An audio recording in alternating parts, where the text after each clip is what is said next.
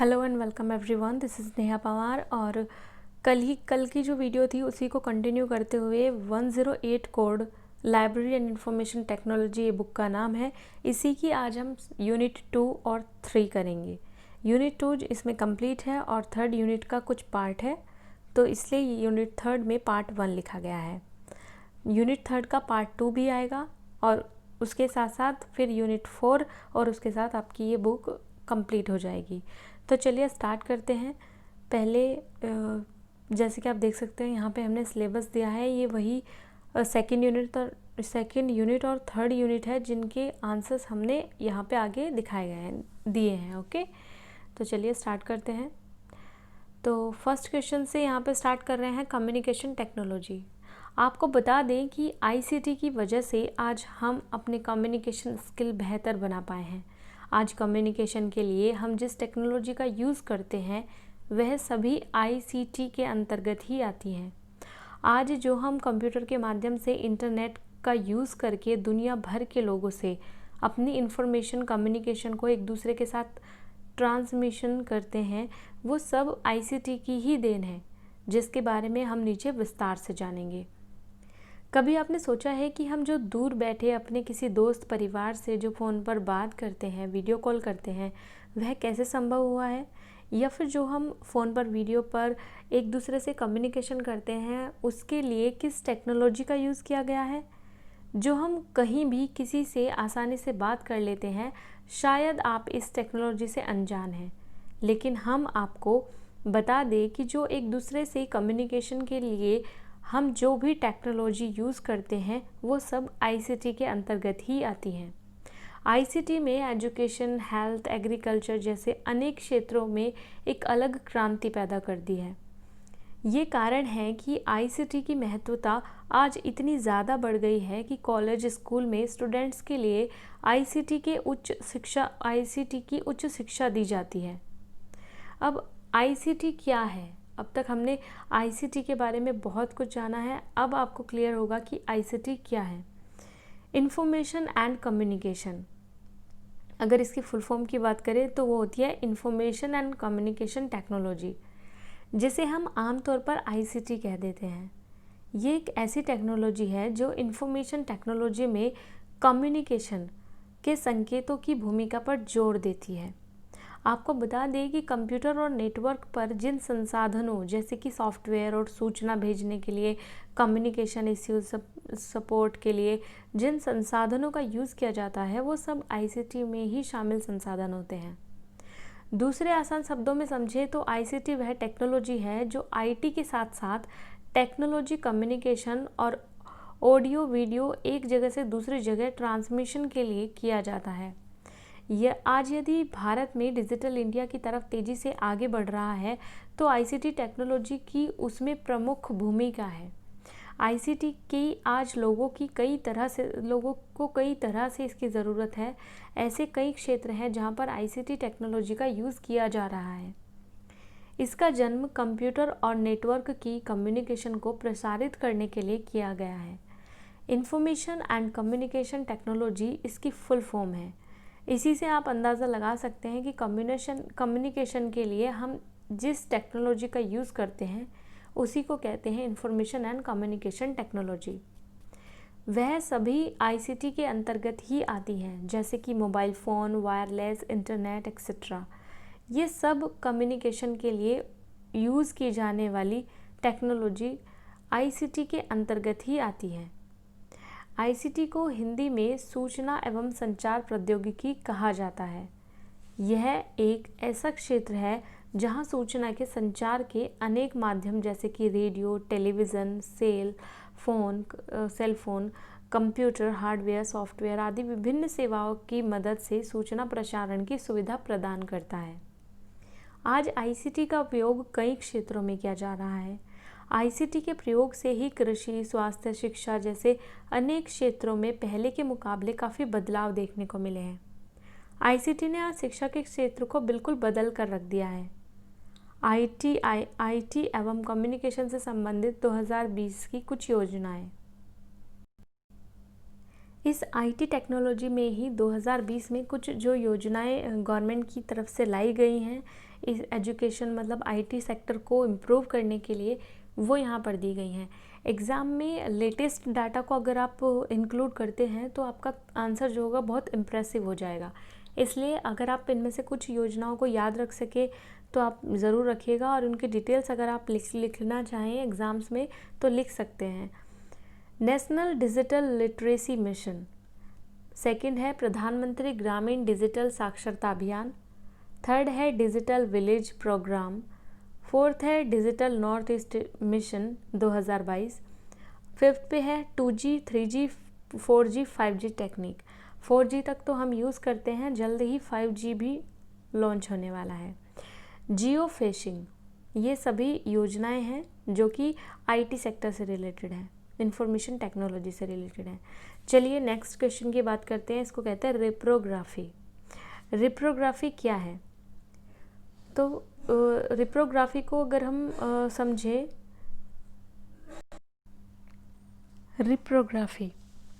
रिप्रोग्राफी क्या है?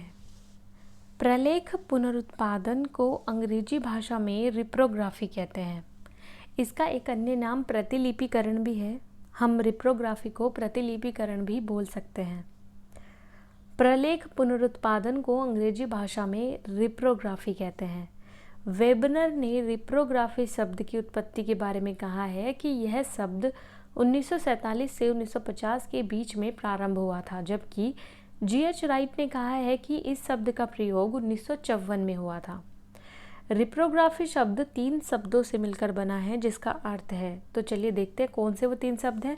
तो रिप्रोग्राफी री प्लस प्रो प्लस ग्राफी, जहाँ पर री का अर्थ होता है रिपीट यानी कि दोबारा यानी कि पुनः, प्रो का अर्थ होता है प्रोडक्शन उत्पादन, तथा ग्राफी का अर्थ होता है ड्रॉ एक्सपोज यानी कि खाका खींचना।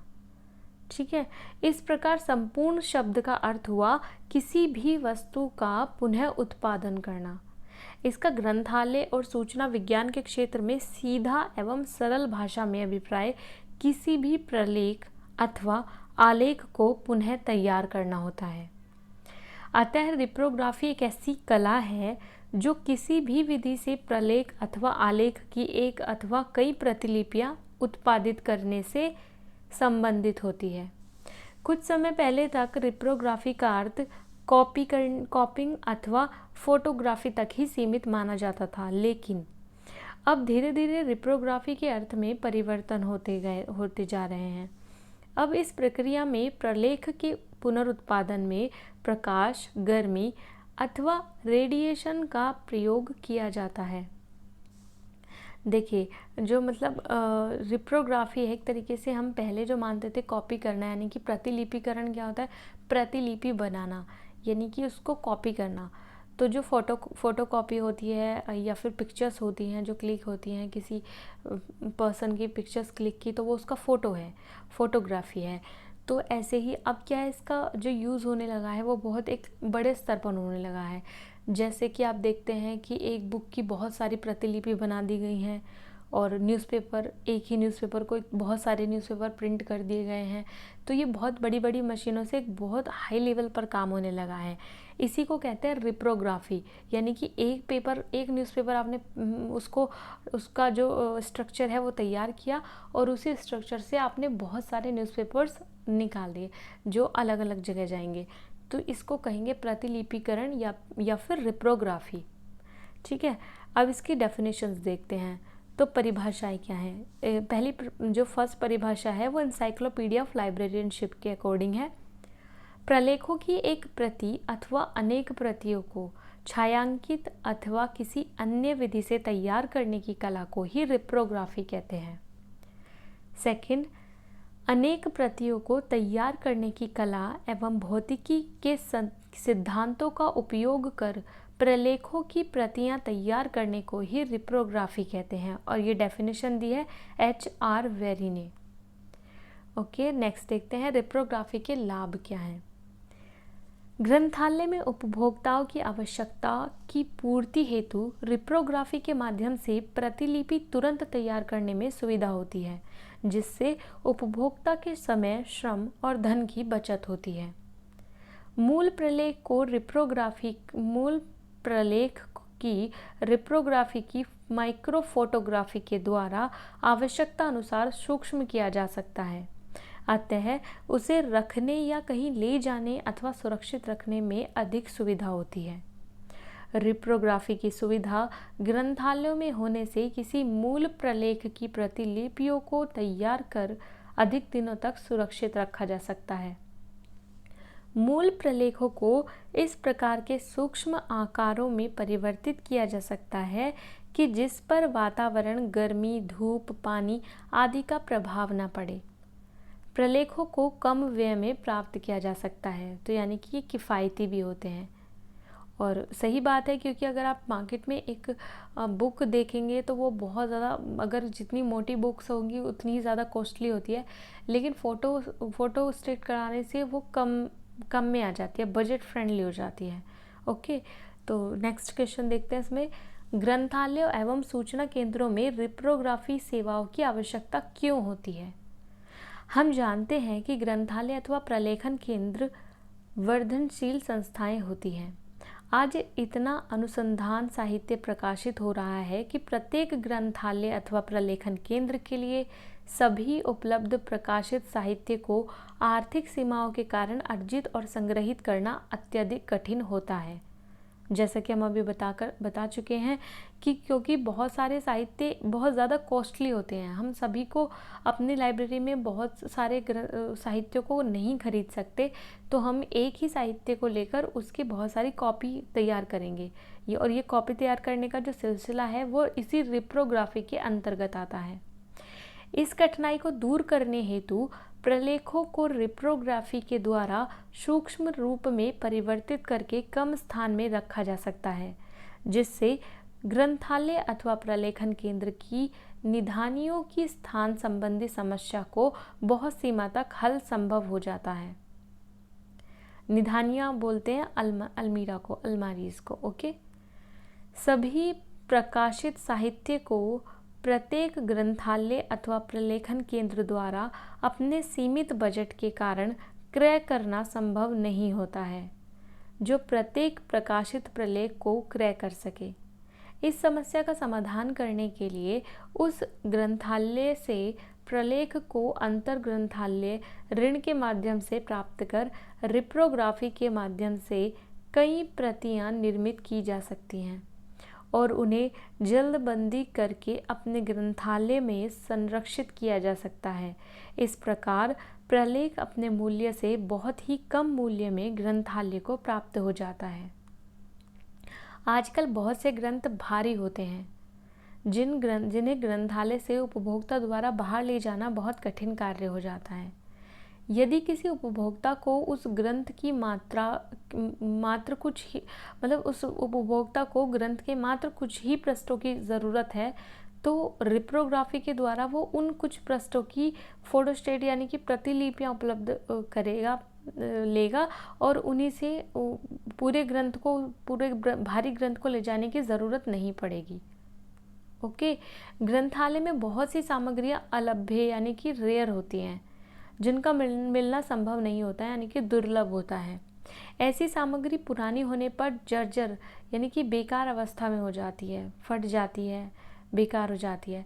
अतः इस प्रकार की सामग्री को रिप्रोग्राफी के द्वारा दूसरी प्रति तैयार करके उपयोग हेतु पुनः स्थापित किया जा सकता है। ग्रंथालय अथवा सूचना केंद्रों में कुछ ऐसे प्रलेख होते हैं जो उपभोक्ताओं को प्रदान किए जाने की स्थिति में नहीं होते हैं। ऐसे उपभोक्ताओं को रिप्रोग्राफी के माध्यम से उनके स्थान पर उसकी दूसरी प्रति उपलब्ध कराई जा सकती है। नेक्स्ट क्वेश्चन, ग्रंथालयों एवं सूचना केंद्रों में आजकल कौन कौन सी विधियों का उपयोग प्रलेखों के पुनरुत्पादन यानी कि रिप्रोग्राफी के लिए किया जा रहा है? रिप्रोग्राफी की विधियों को मुख्य रूप से 2 श्रेणियों में विभक्त किया जाता है, जिनमें से कुछ प्राचीन परंपरागत विधियां हैं तो कुछ आधुनिक वैज्ञानिक एवं उच्च स्तरीय विधियां हैं। तो चलिए पहले देखते हैं परंपरागत विधियां। जो विधियां परंपरा से चली आ रही हैं तथा प्राचीन हैं, उन्हें हम कहेंगे परंपरागत विधियां। इन विधियों में निम्नांकित विधियों को रखा जाता है। इनमें वो कौन कौन सी हैं देखिए। फर्स्ट है मानव श्रम विधि। जिस किसी प्रक्रिया विधि में प्रतिलिपि निकालने में मानव को अधिक श्रम करना पड़ता है वह मानव श्रम विधि कहलाती है, जिसमें व्यक्ति द्वारा हाथ से लिखकर या टंकण मशीन से टाइप करके श्रम द्वारा प्रतिलिपि तैयार की जाती है। और ये बहुत ज़्यादा टाइम लेने वाला विधि है। यहाँ पर श्रम तो है ही, साथ ही साथ टाइम भी बहुत ज़्यादा जाता है और ये कॉस्टली भी होती है। यांत्रिकी विधि।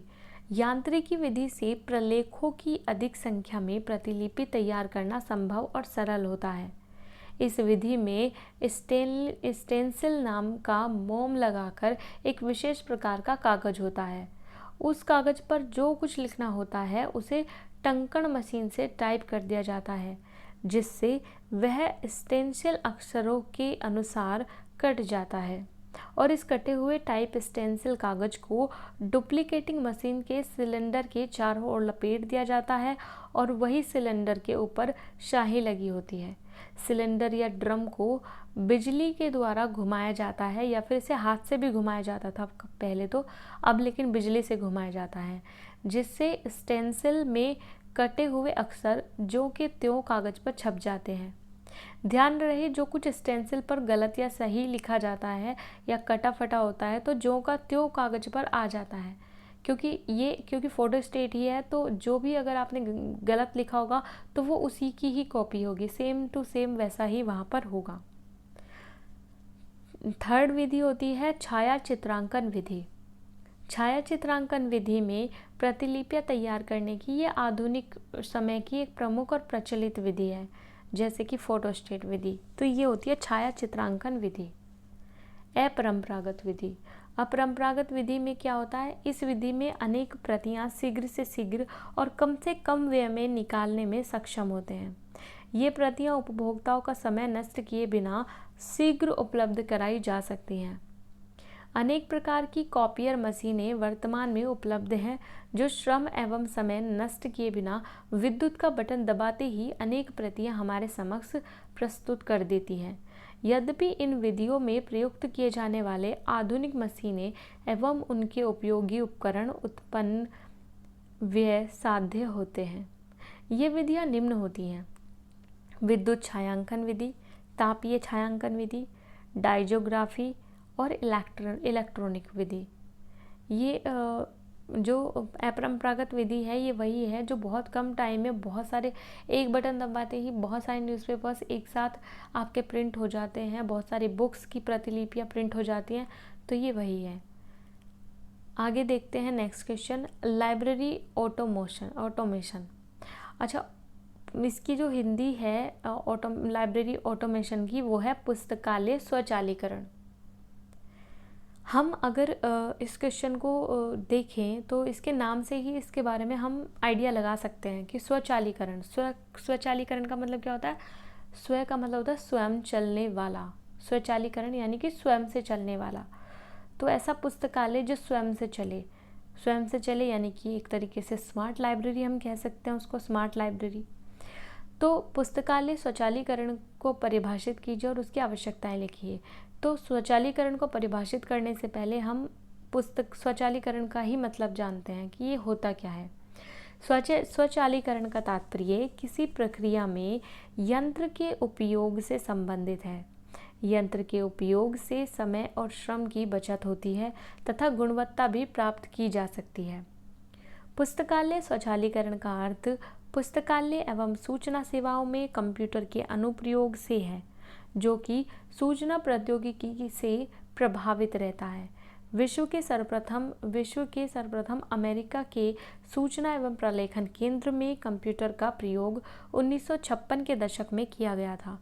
डॉक्टर HP लोहन ने कंप्यूटरीकृत अनुक्रमणिका का व्यवस्थापन किया। आरंभ में कंप्यूटर का प्रयोग इससे महंगे होने के कारण धीरे धीरे हुआ, किंतु हार्डवेयर और सॉफ्टवेयर के मूल्यों में कमी आने की वजह से इसकी उपयोगिता बढ़ती चली गई और ये क्योंकि सस्ता हो गया था तो घर घर में कंप्यूटर पाया जाने लगा। अमेरिकन केमिकल सोसाइटी ने अपना केमिकल्स टाइटल्स नामक प्रकाशन 1960 में कंप्यूटर की सहायता से ही प्रकाशित किया था। America, Britain, Japan, Germany, France, Australia और अन्य देशों में भी पुस्तकालयों हेतु कंप्यूटर का प्रयोग आरंभ हुआ। भारत में भी कंप्यूटर के आगमन के बाद पुस्तकालय में उनका प्रयोग धीरे धीरे आरंभ हुआ। सन 1964 में भारत में प्रथम कंप्यूटर का निर्माण हुआ। 1980 के दशक तक भारत में अनेक पुस्तकालयों में कंप्यूटर पर आधारित सेवाएं आरंभ हो गई। इसके साथ ही डेलनेट, सेलनेट, भेलनेट, कॉलनेट, बैंकनेट, टूरनेट, पावरनेट, इन सभी नेटवर्कों का विकास हुआ। नेक्स्ट देखते हैं इसमें पुस्तकालय स्वचालीकरण की आवश्यकता। Needs of library automation. देखिए, पुस्तकालय में संग्रहित प्रलेख संग्रह, पुनर्प्राप्ति तथा संप्रेषण के लिए व्यवस्थित किए जाते हैं तथा पाठक तक इन्हें पहुंचाना ही पुस्तकालय का मुख्य उद्देश्य होता है। निम्नलिखित कारणों से स्वचालीकरण को समझा जा सकता है, जैसे पुस्तकालय में प्रलेखों की संख्या में निरंतर वृद्धि, मुद्रित, अमुद्रित, रेखीय, श्रव्य, दृश्य व इलेक्ट्रॉनिक प्रलेखों का संग्रह, पाठकों की विविध आवश्यकताएं एवं पुस्तकालय की सीमाएं, सूचनाओं का व्यवस्थापन व पुनर्प्राप्ति, सूचना संप्रेषण तकनीक का व्यापक प्रभाव। स्वचालीकरण के लक्षण। ये एक इलेक्ट्रॉनिक प्रक्रिया है जिसका संचालन मानव के द्वारा किया जाता है। पुस्तकालय सेवाओं का यंत्रीकरण करने में सहायता। पुस्तकालय के दैनिक कार्यों का शीघ्रता से निष्पादन संभव। पुस्तकालय को विकासशील एवं उपयोगी बनाने में सक्षम। पुस्तकालय स्वचालीकरण के उद्देश्य क्या हैं? पुस्तकालय कार्य के कार्यान्वयन व प्रस्तुतिकरण में गतिशीलता। पुस्तकालय सहयोग एवं संग्रह संवर्धन में अनुकूलता। पुस्तकालय प्रबंधन में सरलता एवं उद्देश्य की प्राप्ति। मानव संसाधन का सर्वोत्तम एवं ढंग से उपयोग। पुस्तकालय स्वचालीकरण हेतु पूर्व अपेक्षाएं। ये आपका 3rd यूनिट का 2nd क्वेश्चन है, जहाँ पर आपको प्लानिंग के बारे में पूछा गया है और इम्प्लीमेंशन है वहाँ पर, प्लानिंग्स एंड इम्प्लीमेंशन। तो उसमें प्लानिंग्स के बारे में हम यहाँ पर जानेंगे कि पुस्तकालय स्वचालीकरण की प्लानिंग्स से हम क्या समझते हैं। तो चलिए इसको पढ़ते हैं। इसके अंतर्गत निम्नलिखित पर विचार करना आवश्यक है। उद्देश्य क्या है इसके? स्वचालीकरण के पूर्व संस्था के प्रमुख उद्देश्य एवं पुस्तकालय के प्रमुख उद्देश्य को क्रमबद्ध रूप से समझना आवश्यक है। इसके आधार पर ही स्वचालीकरण क्रियाविधियों एवं सेवाओं को स्पष्ट रूप से ज्ञात किया जा सकता है। उपर्युक्त उद्देश्य इस दिशा में मार्गदर्शन प्रदान करते हैं। नियोजन।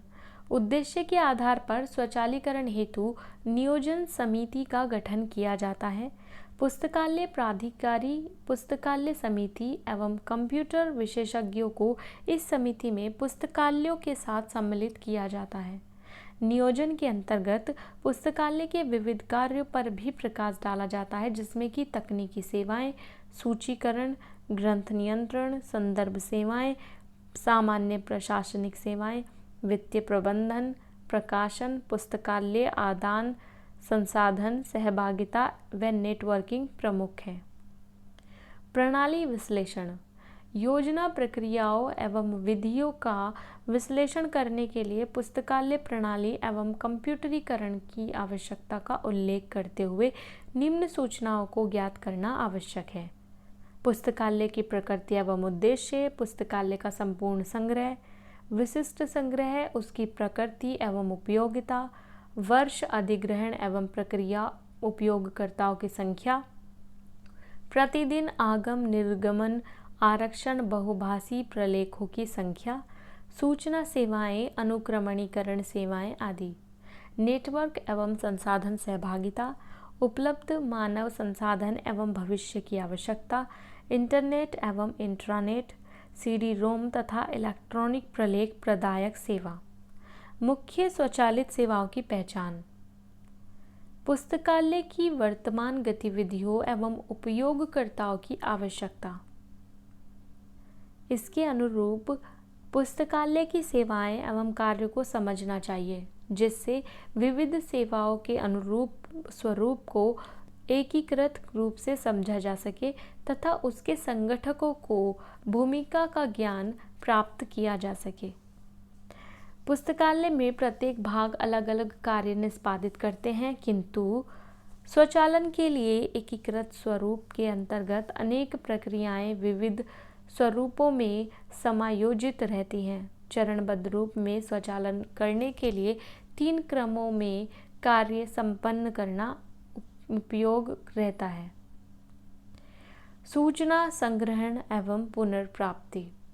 इसके अंतर्गत ग्रंथपरक विवरणों को कंप्यूटर में संग्रहित कर ऑनलाइन प्रसूचीकरण किया जाता है। यह स्वचालन का आरंभिक स्तर है। गृह उपयोग कार्य। पुस्तकालय से संबंधित समस्त गृह उपयोगी कार्य जैसे कि ग्रंथ अर्जन, सूचीकरण, पत्रिका नियंत्रण, आगम निर्गम, सूचना सेवाएं व प्रबंधन, सूचना सेवाएं इसमें शामिल होती हैं। यह पुस्तकालय सेवाओं का मुख्य आधार एवं एकीकृत स्वरूप है। उपयुक्त सेवाओं के साथ नेटवर्किंग सेवाएं। इसके अंतर्गत पुस्तकालय संसाधन सहभागिता एवं ऑनलाइन इंटरनेट सेवाओं का विस्तार किया जाता है। उपयुक्त के साथ बहुभाषी डेटाबेस एवं सीडी नेट पर भी प्रयोग किया जा सकता है। स्वचालन योजना का प्रलेखन। पुस्तकालय स्वचालीकरण हेतु गठित समिति द्वारा इस योजना का विस्तृत रूप से प्रलेखन किया जाना चाहिए। आवश्यक हार्डवेयर। कुछ हार्डवेयर दिए हुए हैं यहाँ पे, आपको इनके नाम ज़रूरी नहीं है, वैसे ये सब याद रखना, लेकिन अगर आप चाहें तो उसको देख लीजिएगा एक बार। आवश्यक सॉफ्टवेयर हैं। आवश्यक सॉफ्टवेयर के बारे में पुस्तकालय के प्रकार एवं उपलब्ध कराई जा रही पुस्तकालय सेवाओं के आधार पर ही उपयुक्त हार्डवेयर का चयन किया जा सकता है। इसके अंतर्गत उपयोगी कंप्यूटर प्रणाली का चयन कर स्थापना इनकी करनी पड़ती है। प्रयोक्ताओं यानी कि उपभोक्ताओं की आवश्यकताओं को ध्यान में रखकर विविध उपयोगिता वाले उपकरणों का भी चयन करना पड़ता है। तत्संबंधी सॉफ्टवेयर की आवश्यकता के अनुरूप भी कंप्यूटर प्रणाली को सुसंगठित आवश्यक है, अन्यथा भविष्य में पुनः हार्डवेयर में परिवर्तन करना पड़ सकता है, जो कि लागत प्रभावी नहीं होता है। पुस्तकालय स्वचालन की सफलता आवश्यक उपयोगी सॉफ्टवेयर पर ही निर्भर करती है, अतः प्रचलित उपलब्ध सॉफ्टवेयरों की आवश्यकता का समुचित अध्ययन करके उपयुक्त सॉफ्टवेयर लेना चाहिए। तो यहाँ पर हमारी यूनिट 2 और 3 का कुछ पार्ट ख़त्म होता है। चलिए कल नेक्स्ट वीडियो में मिलेंगे, तब तक के लिए bye, thank you and have a good day.